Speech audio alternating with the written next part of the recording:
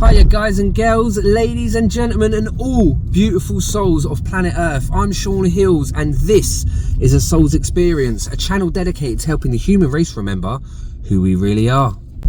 Now, I took a week away from making content,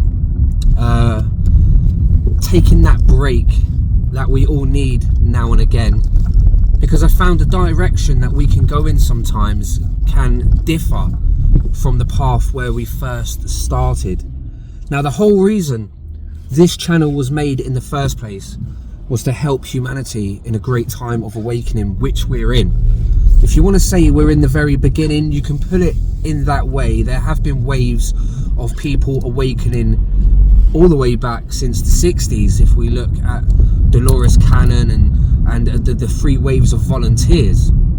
But really and truly, the great awakening, the big buzz, the feeling that we all have on planet Earth at the minute is starting. It started a few years back, really around 2012. But the big push for humanity's attention is now. Imagine being in control of this planet for so long, having all the power, all the resources, all of the manipulation devices needed to keep a population blind. Imagine having everything you could have ever dreamed of and more, to the point where men started to believe that they themselves were above God, above faith, above destiny, above unity, consciousness, love and harmony. When a man or a woman, let's just say a human being, rises to the point where they think in every cell of their body that they are untouchable from divine law, then they start to manipulate themselves. There is a very dangerous game we play as human beings of chasing the prize, whatever that prize may look like to us. And we see over and over again, when the prize has been won, worked for, accommodated, when the prize has been found, stolen, however it's been taken, however it's ended up in the searcher's hands, when that prize is there, it is not the object of desire that brings them the pleasure, the joy. It was the journey to the object. And so once you receive that said prize, you fall quickly, and we see it all over the place, fall quickly into a state of depression. The chase is over. The journey is done, and what is left to look at is our behavior on that journey. Now, I saw something so beautiful yesterday.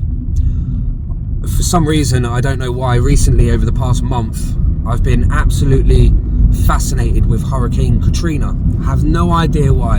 I've watched probably 4 documentaries now, some of them multiple series, so hours. I've watched probably 10 hours worth of footage of interviews, the storm itself. And out of all of them 10 hours, you know, there was every now and again I saw something so beautiful. Out of such destruction, I saw something so beautiful. And yesterday I was watching something, it was called When the Levees Broke, a documentary, and a woman who was lost everything and was what we would consider to be so poor, really living hand to mouth in a little shack of a house,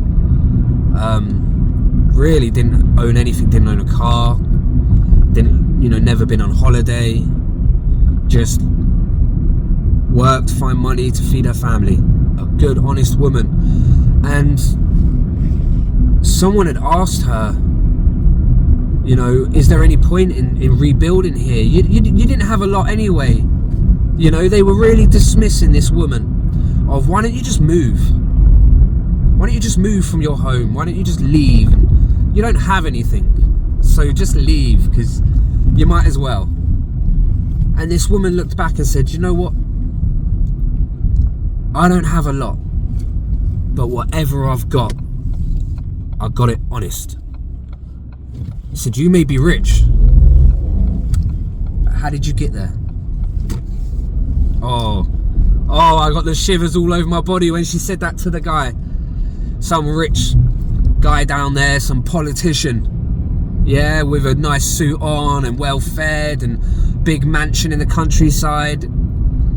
He went down there in New Orleans when, you know, who that New Orleans, who that? Yeah, if you know about American football, you'll know what that. I'm just little American football there for the New Orleans, the Saints, New Orleans Saints, NFL. Who that gonna beat them Saints? Going well off topic here. Yeah, but when she said that, this New Orleanian woman, she said, whatever I've got, I got it honest. And so she understood, this woman understood clearly, it wasn't about what she owned that made her the woman who she was. It was about the journey she had been on to get to where she was today.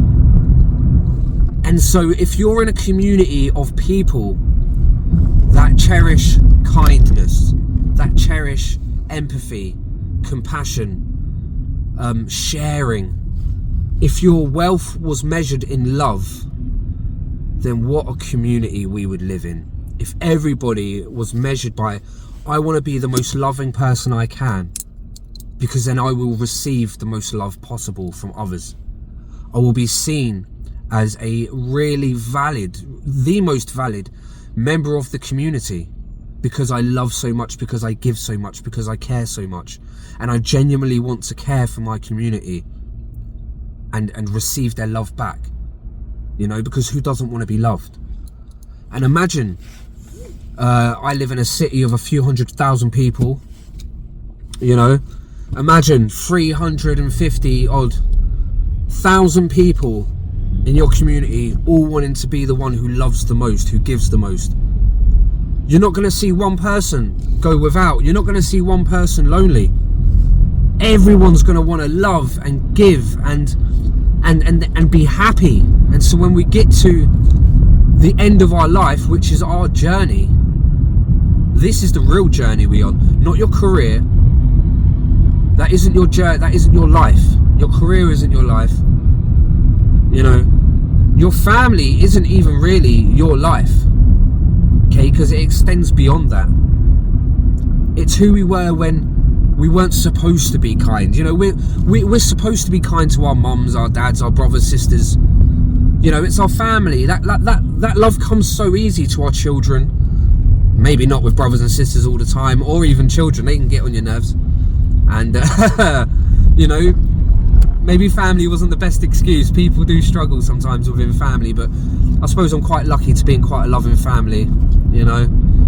And so yeah, I mean, but that love comes easy, doesn't it? What about the person who flips you off in traffic? Can you show them love? You know, can you show them compassion? Maybe they just found out a family member's just passed away, and then they've just been cut up straight afterwards, and you're the next person who's just cut them up, and maybe they've just lost their shit. You know, we don't know what other people are going through, but all we can, so that goes to show us, all we can actually be in control of is ourselves and our journey and our reaction to things. And I say it again, I said this on a video the other week. When we're taking our last breaths, if we're blessed enough to know when that time is coming, lying on a deathbed, let's say, old people, you know, 100, 120, let's push the bar up there, 150, 200 years old, let's speak it into fruition, long life, yeah? Speak it into fruition. So you're lying on your deathbed at 500 years old. Nah, let's say 100, because I think that's very plausible. 100 years old, you're lying there. You think you've had a good life, but have you? You know, what's going to be important to you? We got to start looking at this, the transition. because it isn't death. If it was death and it was just the end, then I wouldn't be having this conversation with you. Because when I didn't know all of this was real, back when I was blind, before I knew God was real and Jesus and we lived beyond the body, before I knew that was real, I was a raging alcoholic because death scared me. I was like, oh my God, I used to imagine eternal nothingness. And it made my heart drop into the pit of my stomach. And I reached for the bottle from absolute fear and terror that one day I would be nothing for eternity and no one would ever know me, and I would be, God, it makes me feel horrible thinking about it now. And so you can imagine the elation when I found out through meditation that we're not the body. You know, the elation. And I haven't touched a drop of drink in 3 years. In October it'll be this year, so the proof's in the blooming pudding. Yeah? Sort of a 26-year addiction on alcohol, 25-year addiction. And as soon as I found out we don't die, I managed to stop drinking. And this is what I want for you guys. But my journey before then isn't something I can say I was proud of. However, we can't forget St. Augustine and the hero's journey. St. Augustine started out the town drunk, womanizer, violent, promiscuous, just around and about, just a troublemaker, no good for nothing. Then St. Augustine found out Jesus Christ was real, God was real. Found the Bible, which I'm not telling you to read the Bible. I don't read the Bible personally, but this is how St. Augustine done it. And then St. Augustine ended up, he wasn't a saint, he was just, I guess, Augustine at first. Ended up saving 3 churches from demolishment, from bringing worship back to the churches, and then was pronounced a saint in doing so. Now I might have got the story slight, but that is pretty much what happened in the hero story. So a lot of us are born delinquents, aren't we? A lot of us are born promiscuous and reaching for the bottle or reaching for the whatever your poison is to have a good time. Especially us Pisces out there, we like to have a good time. Us water signs, yeah, we like to party. It's just in our DNA. But that gives us the opportunity to dive into the darker depths of who we are not. But also a beautiful part about being Pisces and water signs, and especially Pisces, really. I mean, we have spiritual gifts that we're born with, and they can lay dormant through our addictions, but through the trauma of addiction. And it's not just Pisces, all star signs, and everyone's capable of this, especially in the time we're in now. We can be blind, and then we can be given the opportunity to see. When God showed himself, when Jesus showed himself to me in meditation, it took me 4 days to understand what had actually happened. I was in shell shock for 4 days, in a place of absolute bliss and love for 4 days, feeling the love coming from trees and things, completely connected to the earth for 4 days, walking, ringing up my old enemies, telling them I loved them. Geez, I couldn't dream about doing something like that nowadays. Not, you know, not just off the bat, but it was like I'd been injected with love. After seeing God, after seeing Jesus, I was left with this injection of love for 4 days, until it was like I got grounded. Boom! Do you actually realise what just happened? And it was like, whoa! And then it was crying, healing, and the healing and the learning is still going on to this day. You know, we're talking 5 years. You know, and it was a good 2 years of dark night of the soul, possibly 3 years, I must say. You know, because like I said, I've only been sober 2 years, coming up 3 years this year. So for 3 years after finding out God was real, I was still trying to drink. I was still trying to live the old life, as we do, because the ego didn't want to die. But thankfully, you know, I don't know when the journey truly ends, and I don't know if it ever does truly end. But as long as we are humble, grateful, and graceful, as long as we are humble, grateful, and graceful on our journey, then we can't go far wrong. We cannot go far wrong. And on that note, you beautiful souls, I am going to be getting back in the studio. I'm going to say tomorrow. Let's get back in the studio tomorrow, do a deep dive and where we're at in the human race right now in 2026, we do have a world-changing event due any day now. And you would have heard me say that before, but believe me, we can't allow the fact it didn't happen in 2025 because I messed it up. I just messed it up because that was the last year before the Great Change. I just assumed the Great Change happened that year, but 2025 was the last year before the Great Change, which means it happens in 2026. So we're right there. The Gregorian calendar already ended. The astronomical calendar is the spring equinox is going to be, I think, 2:49 p.m. on the 20th of March next month. So we're right there, guys. We are literally right there waiting for this world-changing event, the catalyst of 2026.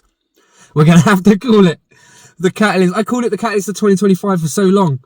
Man, I was so sure it was going to be last year, but there's no other space now. It wasn't last year, so there is literally no space for it to be except 2026. What does it look like? We will find out. And on top of that, I want to quickly send some prayers to all those in America right now getting hit with the blizzard. That is super, super crazy what's going on, guys. I've been watching it this morning and last night, and all prayers going out to everybody who's stuck there without power and without emergency service being able to get to them. So if we can send some prayers out to all the people that go through that blizzard right now, that would be awesome, guys. That would be amazing.